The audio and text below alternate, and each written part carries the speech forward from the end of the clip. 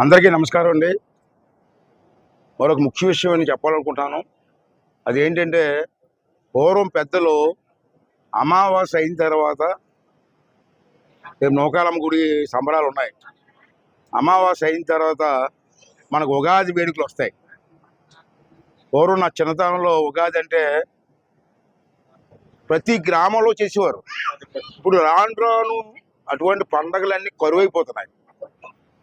నేనేమన్నానంటే సంవత్సరానికి ఒకసారి ఉగాది అంటే మాకు తెలుగు పండగ సంక్రాంతి ఎలాగో అంతకంటే ముఖ్యమైనది ఉగాది. కొత్త సంవత్సరం మనకి.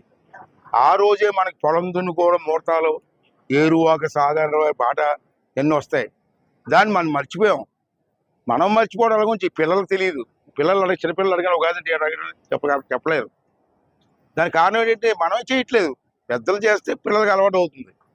అంచేత రేపు ఉగాది వస్తుంది. అమావాస్య తర్వాత ఉగాది వస్తుంది.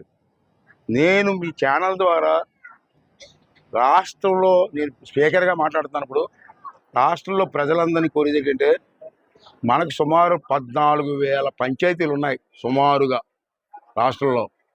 రేపు ఉగాది నాడు అందరూ పార్టీలతో సంబంధం లేదు. పార్టీలు ఎందుకండి, ఎలక్షన్లు చూసుకుందాం.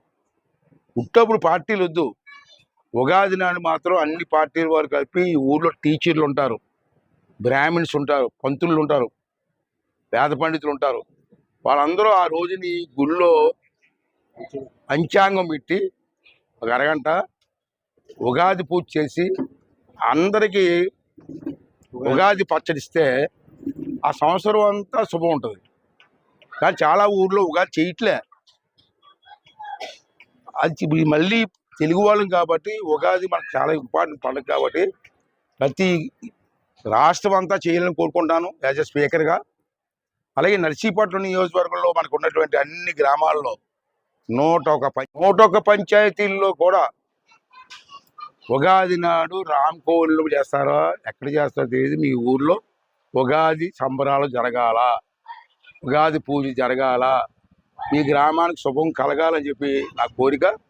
దానికి పెద్దలందరూ కూడా ఒకసారి ఆలోచన చేసి అందరూ కలిసి ఆ పండుగ జాగ్రత్త చేస్తే మన పిల్లలకు కూడా ఉగాది అంటే తెలుస్తుంది. లేకపోతే ఉగాది అంటే అడగని తెలియదు. ఉగాదా ఏంటి అంటున్నారు. అంచేత ఆ కార్యక్రమం కూడా చెయ్యాలని చెప్పి మీ ఛానల్ ద్వారా, మీ లోకల్ టీవీలు ఉన్నాయి, అన్ని టీవీల్లో చెప్పి తప్పనిసరిగా పెద్దలందరూ కోరుకొని ఉగాది కార్యక్రమం చెయ్యాలని చెప్పి. ఇప్పుడేది ఉగాది జరుగుతుందో సంవత్సరం స్టార్ట్ అవుతుంది, కొత్త సంవత్సరం మనకు స్టార్ట్ అవుతుంది. ఆ రోజు నుంచి మనకు మంచి జరగాలి, అది నా కోరిక. దాన్ని అందరూ కూడా పెద్ద మనసు ఆలోచించి సహకరిస్తారని చెప్పి కోరుకుంటున్నాను.